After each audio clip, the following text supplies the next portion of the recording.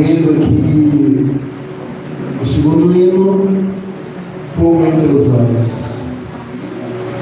Lembrando que cantamos esse hino aqui na inauguração, dia 23 de abril de 2022. E é o tempo que cantávamos ele mais uma vez hoje. E naquela parte nos tornamos responsáveis pela chama que não deixaremos apagar. Nos tornamos responsáveis, a chama não vai apagar. Eu estava ali dizendo: Deus, nos perdoa. Aleluia.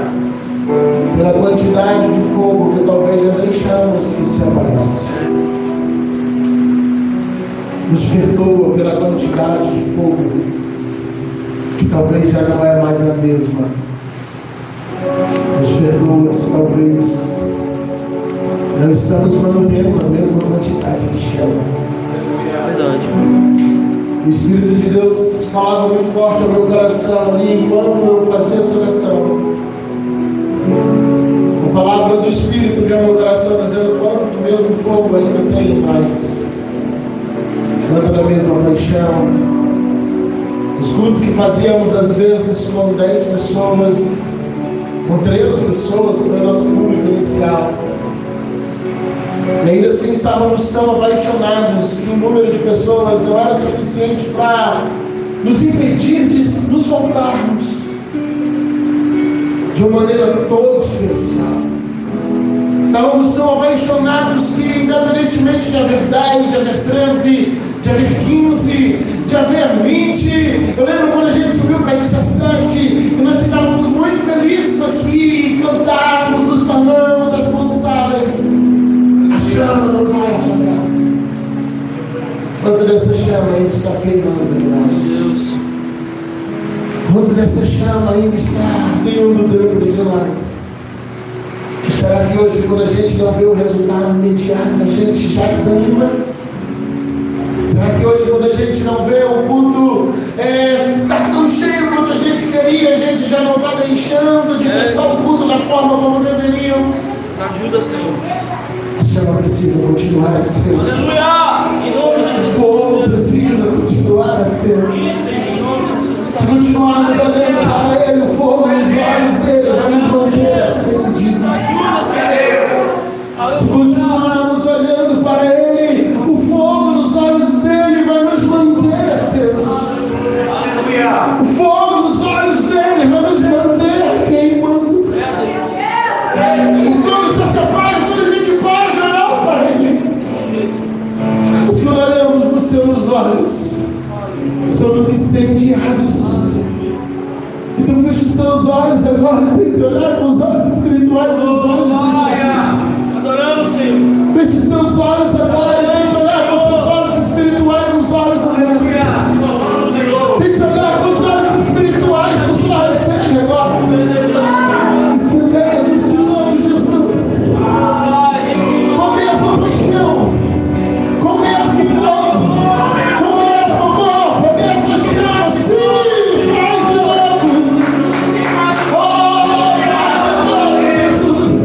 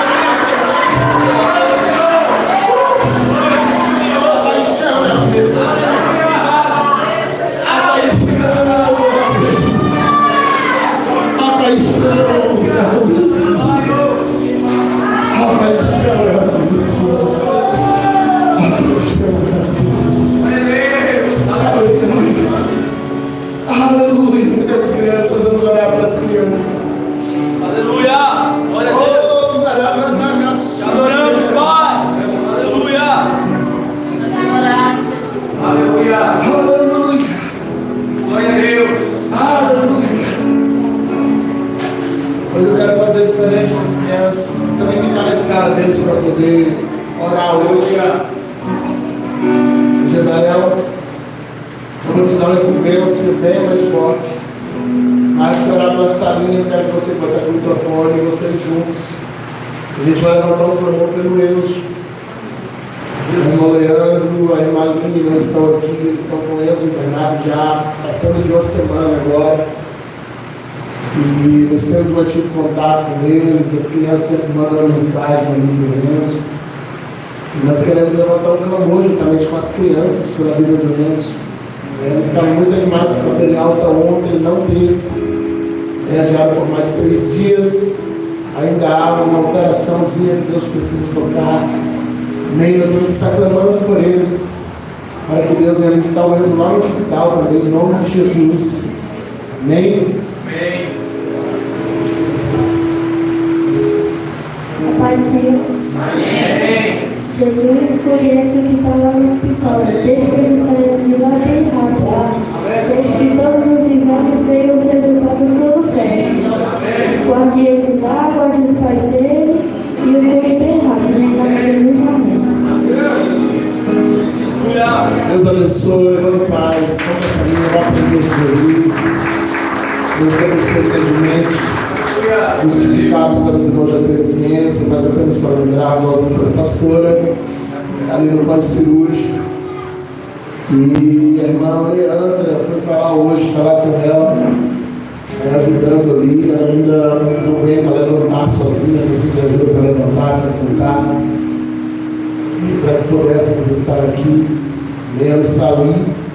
Nós nos alegramos muito com a notícia de que a cirurgia seria, via laser. Mas após a cirurgia fomos informados que foi uma cirurgia aberta. É um processo de recuperação muito mais longo, o tempo de risco é muito maior. Eu não sei se ainda esse ano se ela consegue estar aqui com a gente cultuando, talvez na virada só, pelo tempo que ela não pode estar em aglomeração, precisa de cirurgia aberta. Nós estávamos orando para a cirurgia laser, mas a produção vai fazer diferente. Nós estamos glorificando a Deus do mesmo jeito, crendo que teve a mão de Deus da mesma maneira. Em todas as coisas, a recuperação dela tem sido muito mais rápida do que o esperado. E para a glória de Deus, bem amanhã ela já vai tirar os primeiros pontos. Nós estamos crendo que muito antes disso Deus já vai fazer o milagre. Está aqui conosco, adorando a Jesus. Bem, quero ler com vocês Gálatas 6, desde a 7. Mesmo texto que eu li há 21 dias atrás. Gálatas 6, versículo 17. Estou tentando negociar com os esboços dela, que estava parado. Uns 30 no estoque de arquivo. Hoje eu catei um livre espontânea vontade de orar de tarde. Um dia eu vou pegar. Ela está lá, está assistindo lá pela TV também. Cultuando o Senhor. Ontem ela cultuou junto ali. Está lá na mesa pelo celular, ela pela televisão na sala.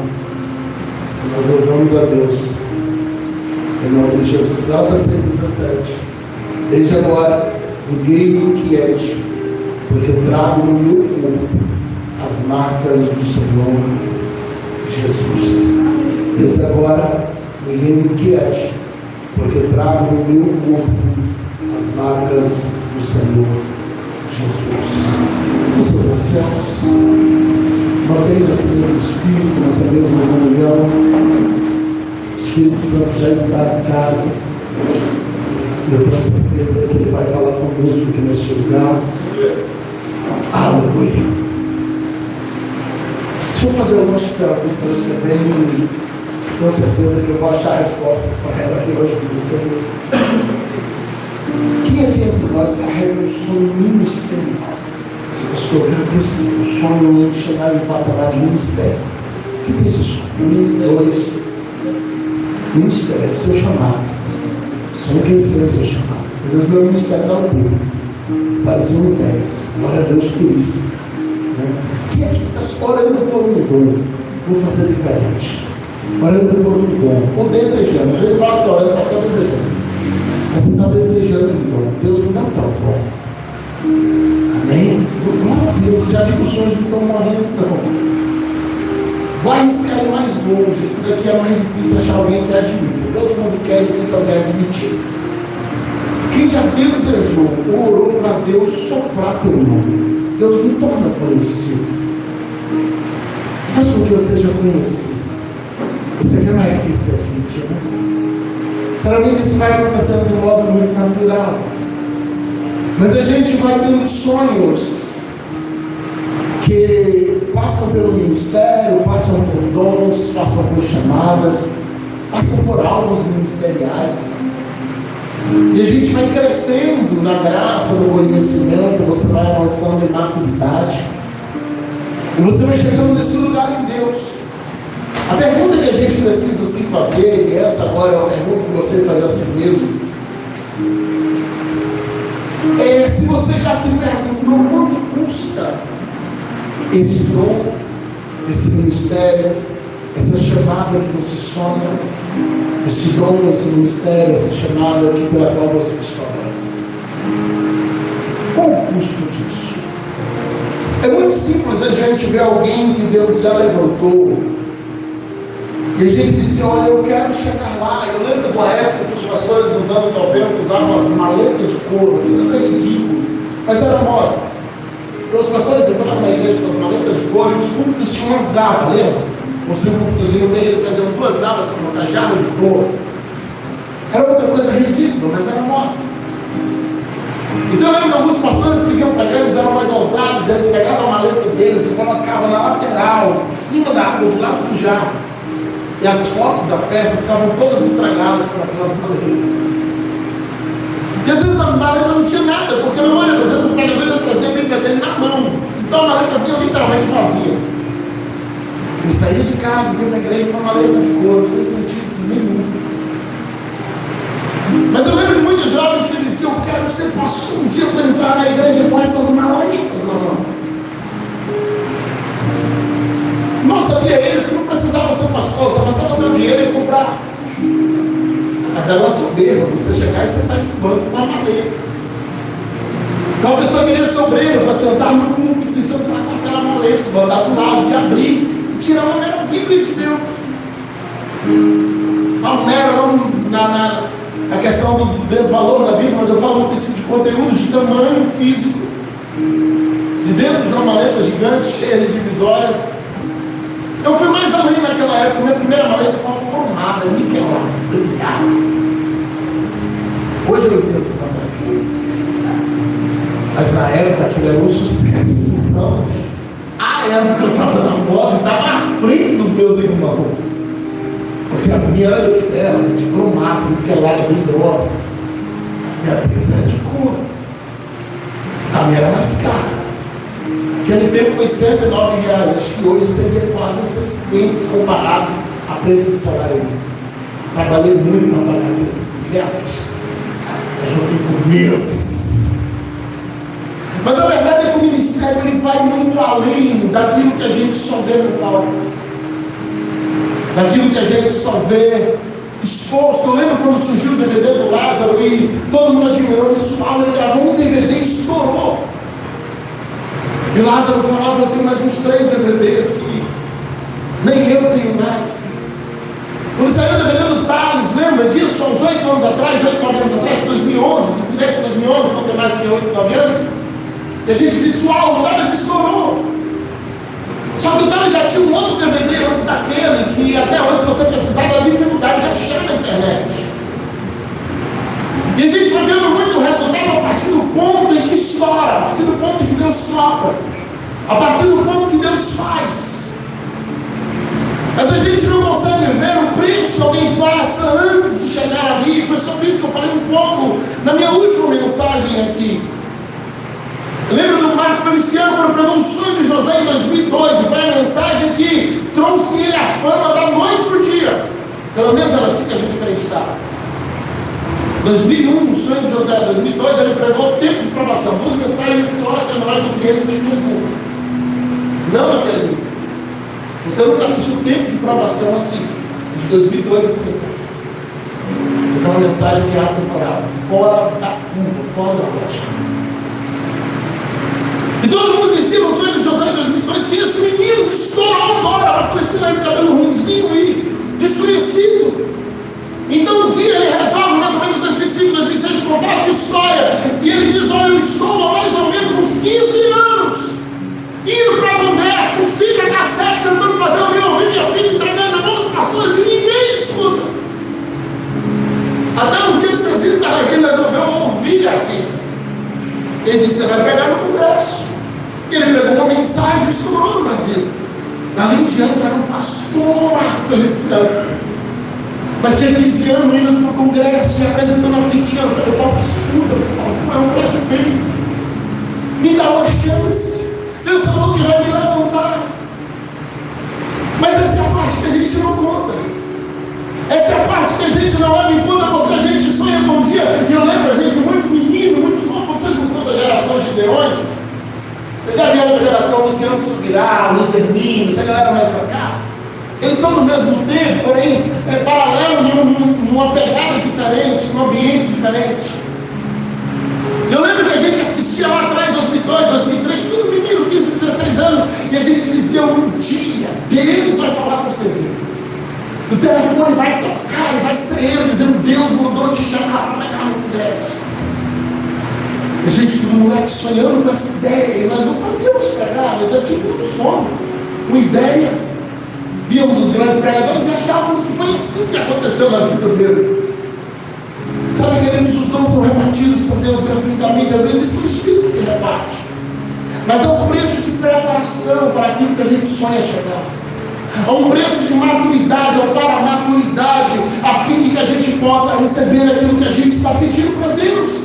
Há um preço de quebrantamento, para que a gente passe do patamar de menino para o patamar de adultos espirituais. Eu gosto da chamada de Samuel, porque a Bíblia diz: antes que a luz do templo se apagasse, Deus falou com Samuel. Era só um menino ouvindo a voz de Deus, mas na sequência a lamparina apaga. Imagina o Samuel ouvindo a profecia da vida dele. Deus está dizendo: olha, eu vou destruir a casa de Eli, eu vou acabar com Eli, eu vou matar os filhos de Eli, eu vou te levantar no lugar dele como profeta, como juiz, como sacerdote. Meu irmão, Deus estava pegando um menino e jogando lá em cima. Se Samuel levanta naquela hora para entregar a profecia, ele matava Eli do coração. Mas a luz apaga, a lamparina apagada, não dava para reacender de noite. Era um tempo sem energia. Ele tem uma noite inteira para dormir, e acredite, Samuel não dormiu. Eu creio. Se você ouvisse Deus falar daquele jeito, eu não dormiria. Ele tem uma noite para pensar. Ele tem uma noite para amadurecer. Quando chega pela manhã, ele carrega uma profecia grandiosa, mas a Bíblia diz: ele procurava Samuel, e Samuel se esquivava dele, a ponto de ele ter que ameaçá-lo. E a Bíblia diz que ele temia contar a profecia para ele. Porque o menino que dormiu, o menino, ele acorda um profeta maduro. Ele levou a noite para Deus tratar com ele. Só que naquela ocasião Deus tinha pressa em apressar, em tratar e amadurecer o menino nos nossos dias. Deus não trabalha nessa pressa. Deus está nos tratando aos poucos, nos dando tempo para que a gente amadureça, para que a gente alcance a maturidade suficiente para alcançar aquilo que Deus tem nos dado. Um carro é bênção, amém? Eu não aqui que ele ganhou um carro aqui. Mas se o seu menino, o seu filho ganhar um carro, você deixa ele dirigir. Porque na mão dele é problema. Na mão dele é maldição. A mesma coisa são os dons espirituais. Os dons espirituais são bênção para a edificação da igreja. Mas se nós recebermos esses dons, como muitos infelizmente têm recebido, sendo meninos espirituais, eles destroem a igreja com os dons de Deus.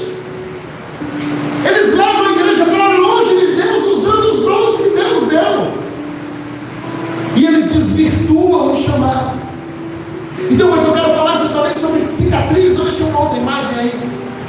Sobre algumas cicatrizes que a gente carrega, que vem para talvez nos fazer repensar o nosso ministério, mas ao mesmo tempo são as cicatrizes que nos aprovam.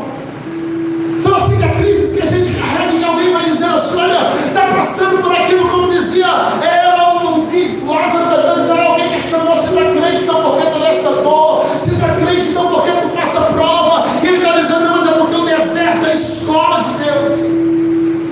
O deserto é o lugar onde Deus me trata. fala comigo. O deserto é o lugar onde eu aprendo. Então eu quero falar sobre essas cicatrizes que te aprovam, cicatrizes que reafirmam e que validam a tua chamada. Nós falamos há 21 dias atrás aqui sobre o tempo do anonimato de Paulo. Falamos sobre muitas marcas que Paulo carregou e recebeu nesse intervalo. Hoje eu quero falar um pouquinho sobre aquilo que começou a acontecer depois que o Paulo já estava no ministério. Depois que a gente orou e disse assim, estourou. Agora é só vitória.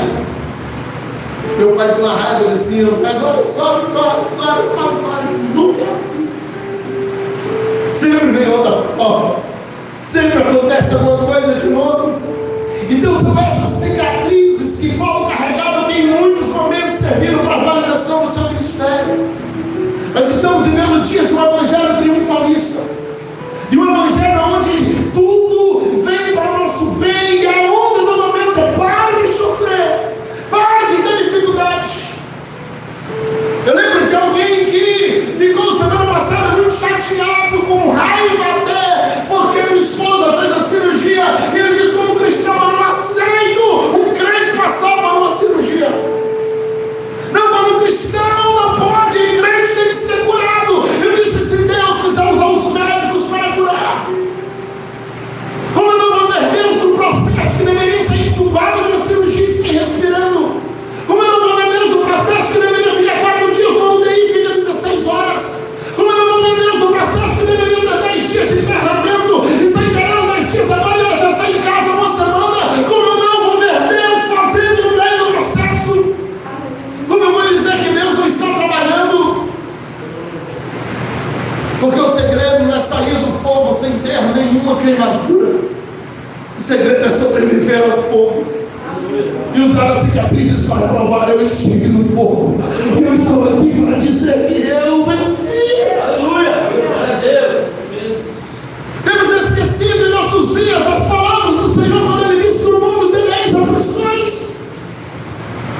Temos esquecido de palavras como Marcos 10:30, quando Jesus disse que nessa terra nós seríamos 100 vezes mais. Então Ele completa dizendo: com perseguições. A gente nunca leu o final do versículo. A gente nunca leu. Bota aí, Maria, por favor, Marcos 10:30. Talvez eu estou inventando isso.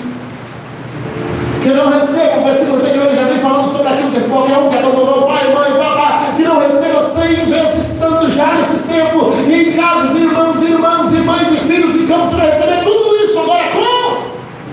Essa é a parte que a gente não lê. Essa é a parte que a gente ignora. A gente só quer 100 vezes mais. Mas nós estamos no mundo. E a promessa não é para vencermos no mundo, a promessa é para vencermos o mundo.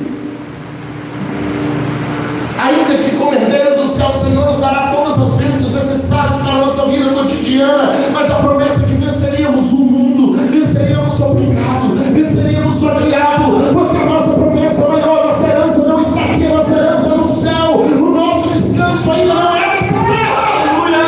Amém, Senhor! Glória a Deus! Se estivéssemos vivendo um momento de séria vitória da conquista, eu lembro em 95, antes de irmos embora daqui, vamos embora em 96, em 95 nós passamos 10 meses sem chover em conquista. Foi um racionamento terrível. Não tinha água, não tinha chuva, era terrível. Ficávamos dias sem ganhar água na torneira. Eu te pergunto, se estivéssemos nessa situação, pelo que nós oraríamos? O que consideraríamos resposta de oração? Se não fosse boas chuvas? O que poderíamos considerar Deus respondeu? Se não fosse a chuva caindo por vitória da conquista? Mas sabe, Abraão e depois de alguns anos Isaac passou por uma cidade chamada Gerar. E coincidentemente ou não, porque foram décadas de diferença, mas quando anos passaram por lá, Gerar estava em seca. Gerar estava no meio do deserto. Todo mundo estava fugindo de Gerar. Tudo estava acabado, eles oraram por chuva, eles clamaram por chuva, eles pediram a Deus por chuva, mas ao invés disso, Deus ordenou a anos que cavassem poços. Deus não poderia fazer chover, poderia, mas Deus estava ordenando, dizendo: cave poço. Mas Senhor, porque o Senhor não faz chover? Porque você precisa entender que poço da água no meio de deserto ainda é milagre. Você precisa entender que um poço fluindo no meio do deserto ainda é milagre.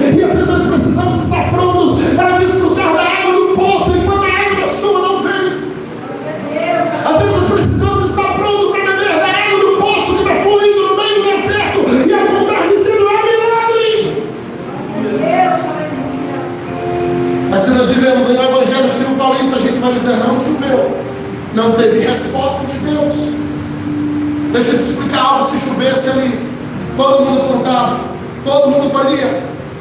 Mas como Abraão cavou um poço, Deus fez da água no poço de Abraão.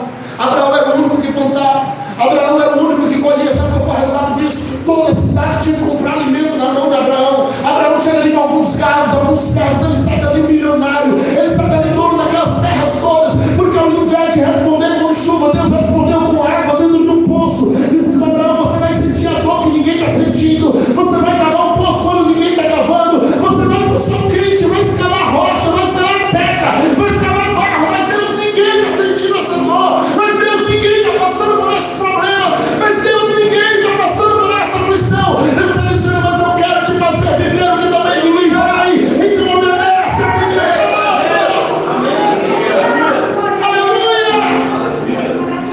Aleluia! Às vezes Deus vai me sentir, às vezes sentir a dor que ninguém está sentindo. Às vezes Deus vai te fazer sentir as aflições que ninguém está sentindo. Às vezes Deus vai te fazer ter preocupações que ninguém está tendo. Mas é porque tem vitória especial para você.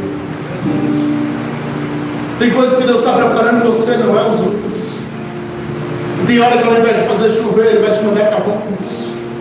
Vai ser cansativo, vai ser doloroso, vai ser terrível. Mas você precisa acreditar que no momento certo vai fluir água de lá, e aquela água vai ser suficiente para irrigar toda a tua plantação, e Deus ainda vai te dar vitória no meio da terra. Talvez você diga: pastor, você está pregando a teologia do sofrimento, da pobreza, da luta. Não é isso. Mas também queremos prosperidade. Mas estou apenas tentando te lembrar que o nosso descanso não é aqui.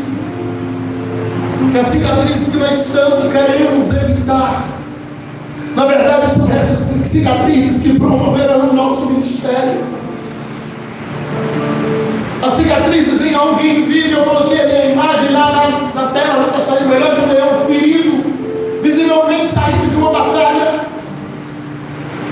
Porque quando nós olhamos um leão que está ferido, guiando o seu bando, quando nós olhamos para ela, nós sabemos que ele já foi testado. Alguém já tentou tomar o lugar dele, alguém já tentou matar ele, mas as cicatrizes dele mostram que ele venceu. E sabe o que acontece na próxima batalha? Quando o leão novo chega para tomar o bando, ele vê um leão com cicatrizes curadas. Ele desiste antes da guerra, porque ele começa a pensar, se é que ele pensa, mas de alguma modo o instinto dele diz isso: ele já venceu outros leões antes de mim, ele já foi testado na batalha. Você entende a importância de algumas cicatrizes? Você entende a importância de algumas marcas? A importância de algumas lágrimas? Isso está mostrando que você já venceu. Isso está mostrando que você é feito. Isso está mostrando o teu nível de resistência à dor. Então não despreze as dores que você já passou na sua vida. Não despreze as dores que você está passando na sua vida. Não despreze as dores que você ainda vai passar na sua vida. Não! Todas essas dores servem para formar o teu ministério. Quando você recebe uma palavra ministerial, uma palavra apostólica, quando você recebe uma promessa ministerial dizendo: Deus vai te levantar, Deus vai fazer isso, aquilo outro, Deus vai te colocar em tal posição, você precisa ter em mente que depois que você recebe essa palavra, você vem no alvo do ódio do diabo. E a gente não pode ignorar a existência dele. E sabe por que você vira um alvo do ódio do diabo? Porque apesar de eu e você nem sempre darmos o valor devido à promessa que Deus faz, o diabo leva ela a sério. Quando Deus diz: eu vou te levantar, você esquece, você ignora, você desacredita. Mas na visão do inimigo você passa a ser uma ameaça. E ele vai tentar te neutralizar antes que a promessa aconteça. Ele vai tentar te neutralizar antes que a promessa se cumpra. Ele vai tentar te neutralizar antes daquilo porque não viu. E ele sabe que o que Deus fala, Deus cumpre. A gente esquece, a gente não duvida, a gente não leva a sério, mas o inimigo sabe que Deus vai cumprir. Então o inimigo não te ataca porque ele te acha fraco. O inimigo te ataca porque você é uma ameaça para ele. O inimigo não te ataca porque ele te acha fácil de vencer, não. Ele te ataca porque ele sabe que se você descobrir o que você carrega, você vai vencer no nome de Jesus. Ele não te ataca porque ele te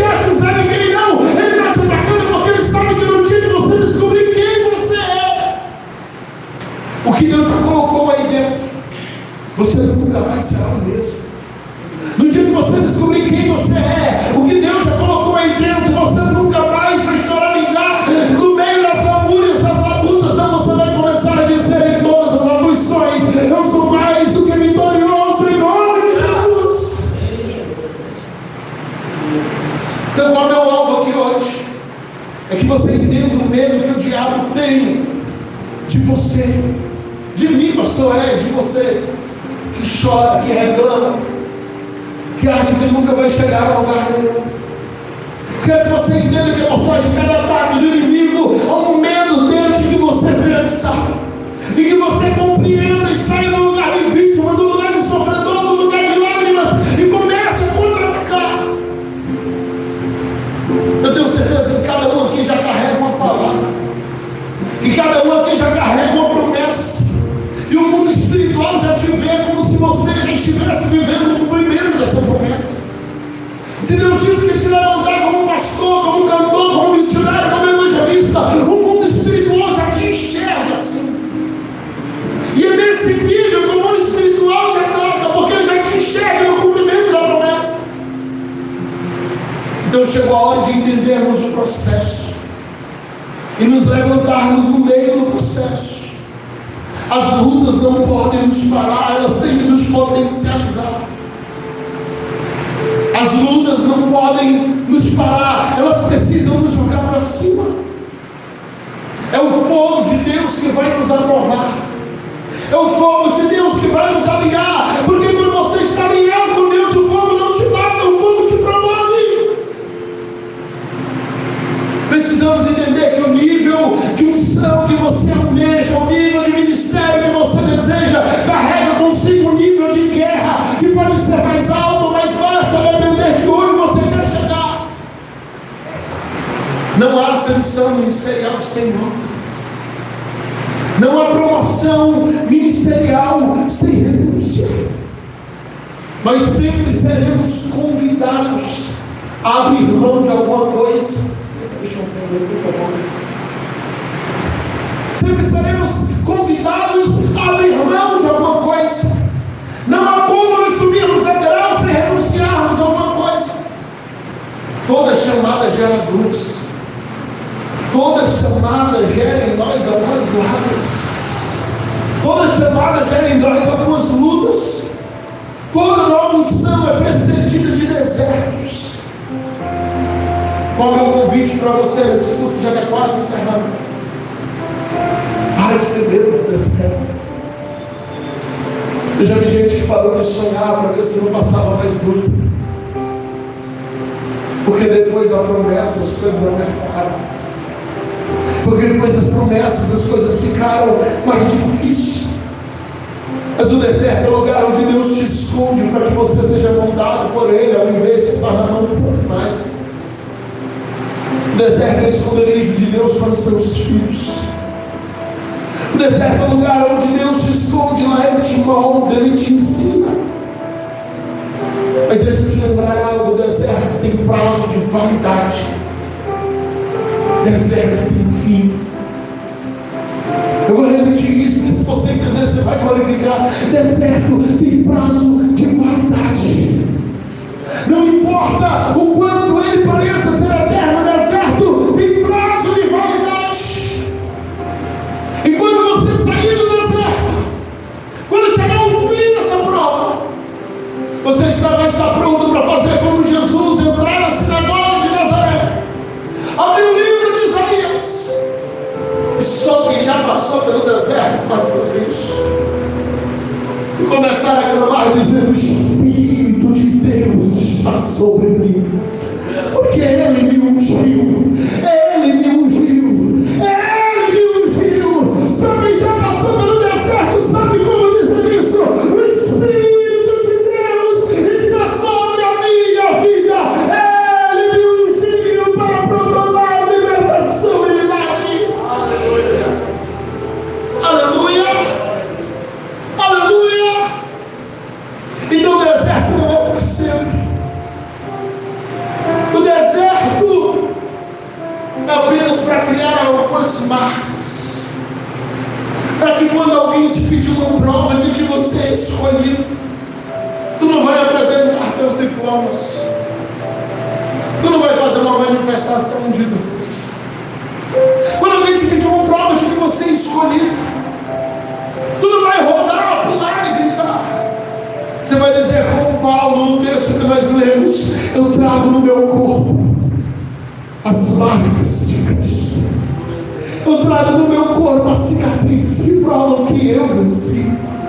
Eu trago no meu corpo as cicatrizes que mostram que eu venci.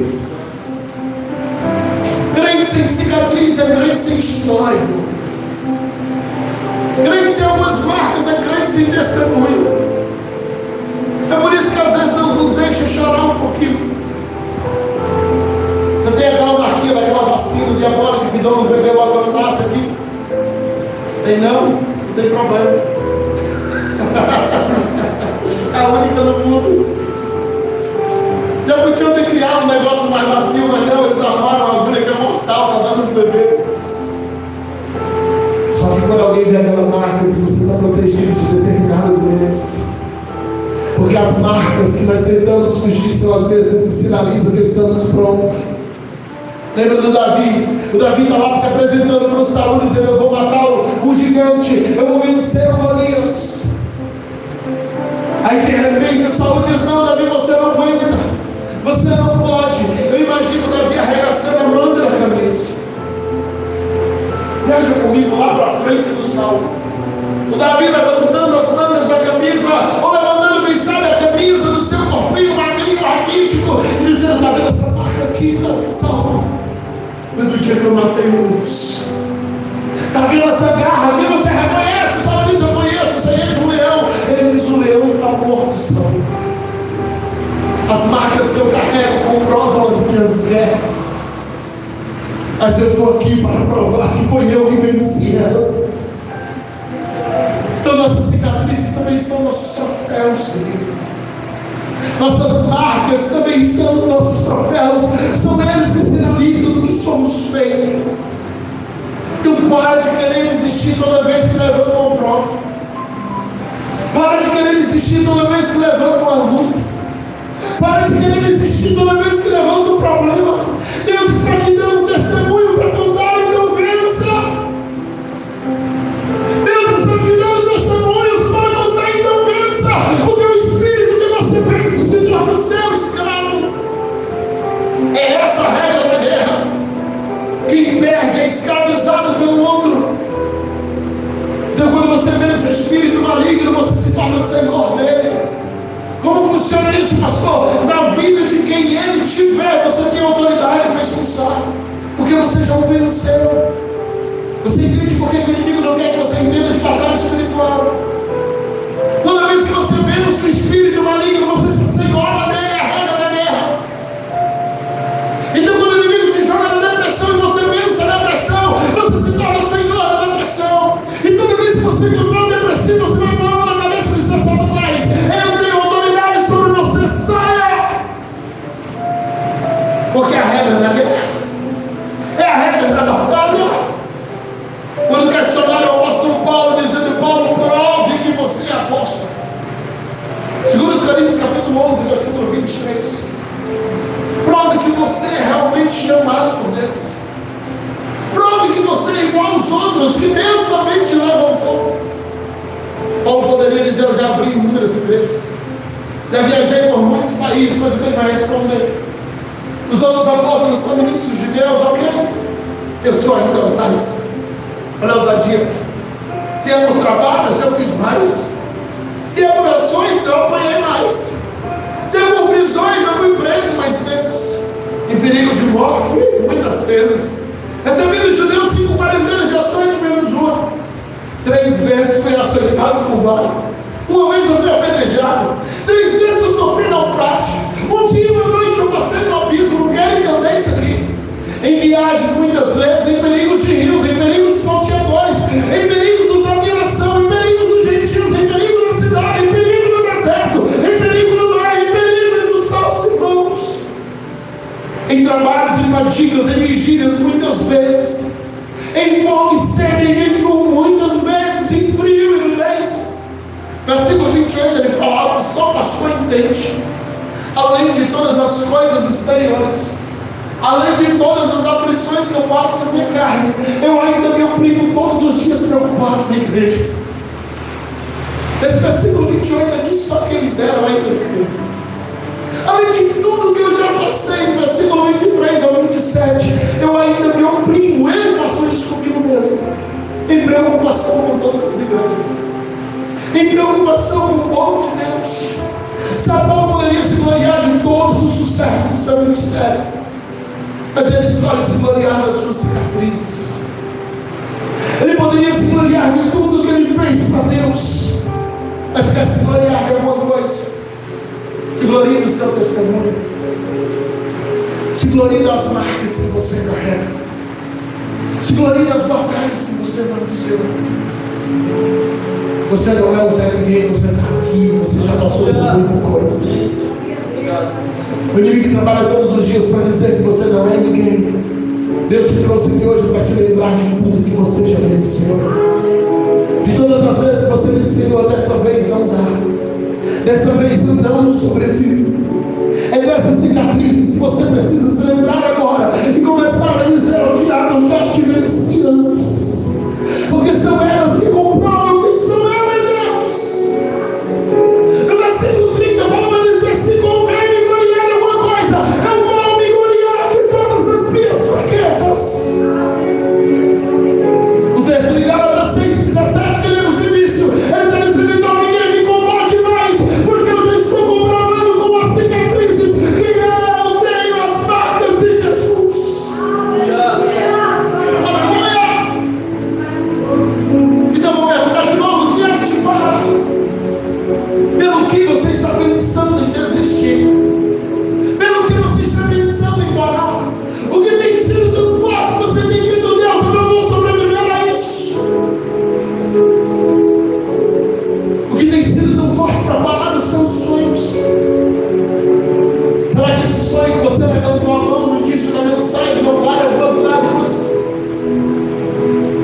Será que esse sonho pelo qual você levantou a mão no início da mensagem não vale algumas dores? Qual é a tua guerra de hoje? Não aparta o Senhor. Se não tiver dor antes do parto, vai ter dor depois do parto, mas tem dor. A gestação gera incômodos, o parto gera dores e marcas. Então se alegre pelas marcas que a vida está te dando. Quer vencer o diabo? Qual é a tua guerra de hoje? Qual o problema que ele está te atingindo hoje? Pastor, o diabo está atingindo lá em casa na enfermidade. Quer vencer o inimigo? Comece a curar todos os doentes que você encontrar. Vira a cabeça do campo. Pode você encontrar o doente: pastor, mas eu não tenho dor. Irmãos, curar enfermos é ordem. Jesus disse: por onde vocês forem, curai os enfermos, expulsai os demônios. Existe o dom de milagres, o dom de maravilhas, ok, mas curar enfermos é ordem. O inimigo está te tocando na saúde, começa a curar enfermos. Quando você vai enfermo, começa a profetizar: você vai ser curado agora, em nome de Jesus. O diabo vai ter que te entender que toda vez que ele tocar nenhum, você vai libertar 5. Ele vai ter que entender que se ele mexer com você, você vai mexer no reino dele, daquilo que é dele. Qual é a área que você está sendo atingido nas finanças? Começa a profetizar prosperidade na vida de todo mundo. Começa a libertar gatilhos na área financeira. Declare guerra. Se o diabo está agindo no ódio a nós precisamos agir no ódio ao diabo. A igreja está se acostumando a andar com o inimigo. Nós não mexemos com ele, ele não mexe com nós, está tudo certo. Mas nós vivemos uma batalha espiritual e ele vai tentar nos atingir o tempo inteiro. E quando ele tentar nos atingir, ou mesmo quando nos atingir, a gente vai libertar pessoas e atingir ele no reino dele, e as portas do inferno não vão prevalecer contra a igreja do Senhor. Nós vamos entrar no reino do inferno, nós vamos libertar pessoas de lá, profetizar restauração. A área onde você está sendo atingido hoje, transforme isso no seu ministério. A tua maior angústia que você já passou na vida, transforme isso numa chamada.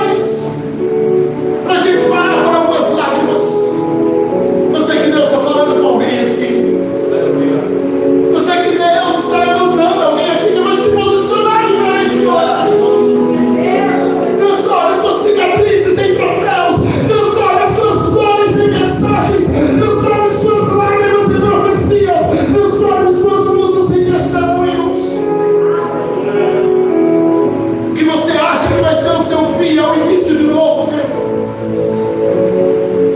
Porque você acha que é a tribulação que vai acabar com você. Na verdade, é Deus te dando uma nova chamada.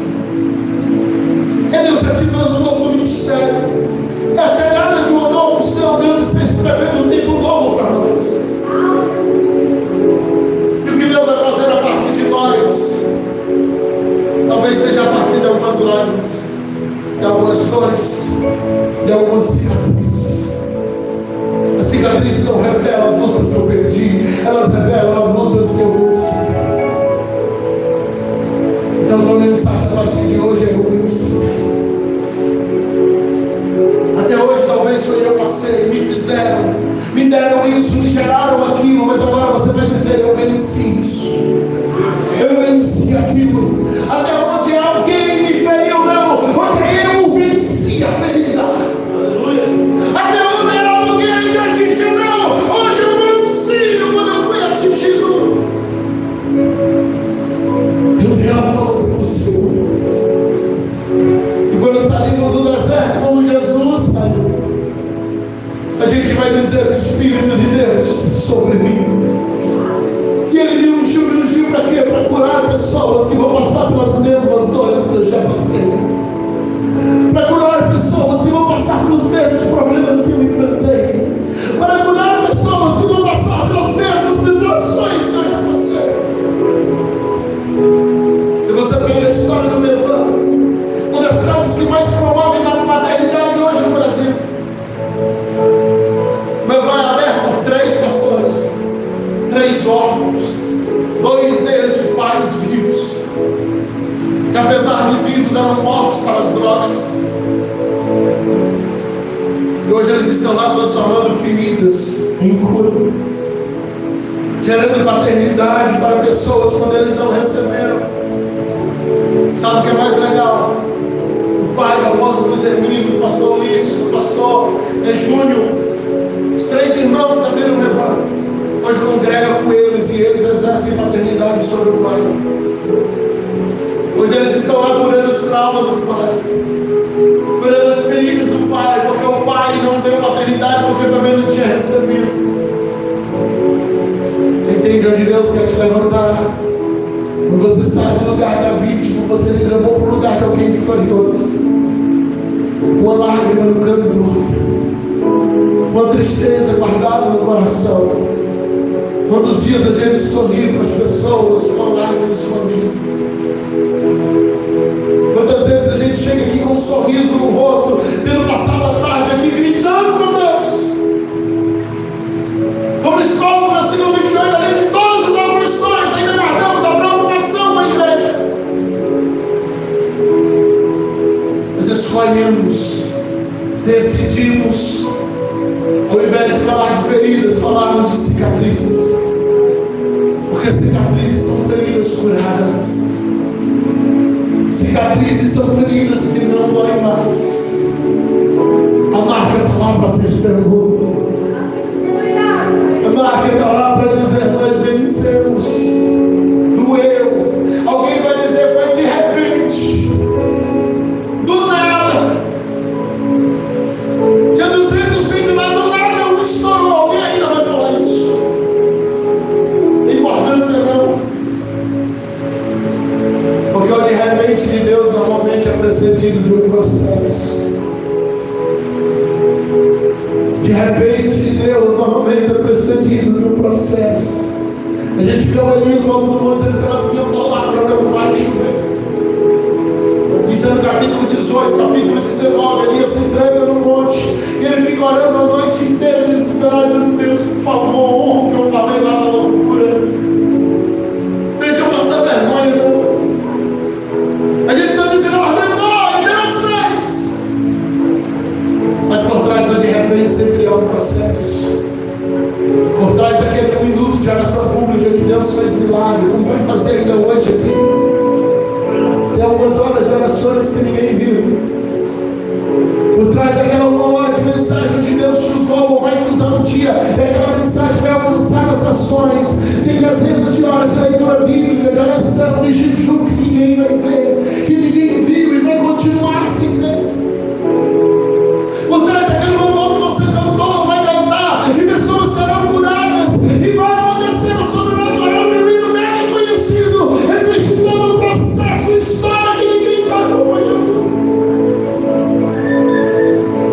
Mas aquele que olha no rosto no chão é fogo. Que um dia fez você se apaixonar por ele. Ele continua te olhando, dizendo: guarda a paixão, guarda o amor. Aquele Paulo, um dia ele disse: combati o bom combate, eu acabei minha carreira, mas eu estou guardando a minha fé. A paixão ainda é a mesma. A paixão ainda é a mesma. Como é que foram as ações, Paulo? Mais do que os outros. As prisões mais do que os outros. Os naufrágios mais do que os outros. Escofedamento mais do que os outros. Eu só sofria. Mas me glorio de cada uma das vezes em que chorei. Me glorio de cada uma das vezes em que eu lamentei. Me glorio de cada uma das vezes em que ele entristeceu. Ontem o evangelista Isabela ministrou aqui no PV Mulheres, que estava assistindo de casa. Lembra de onde foi 2 necessários. Meu Deus, como vai acabar exatamente o que ele está falando hoje. Algumas dores vão ser necessárias. Mas é para você entender onde Deus está te levando. O Senhor está mandando cavar poço, no terreno do vizinho está chovendo. Cava o poço. Vai ter testemunho para contar. Fica de pé em nome de Jesus. Eu quero orar com você. São 8:08.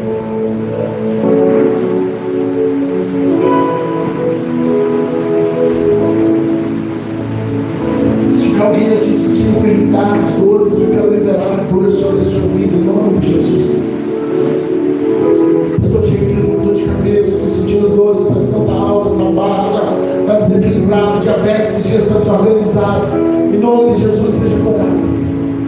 Se enfermidade te oprimindo, em nome de Jesus, seja liberto. Todo espírito de enfermidade seja liberto agora em nome de Jesus. Sejam curados agora em nome de Jesus. Em nome de Jesus, em nome de Jesus. Fale com Deus agora. Você não vai falar mais como vítima, mas você vai agradecer por algumas lágrimas, por algumas coisas que saíram do seu controle, por algumas coisas que não aconteceram do jeito que você queria. Você vai agradecer porque no meio dessas aflições Deus te deu testemunho. No meio dessas aflições Deus te deu testemunho. No meio dessas aflições Deus te deu uma história para contar. Para a sua vida. Fale com Deus, fale com Deus, fale com Deus.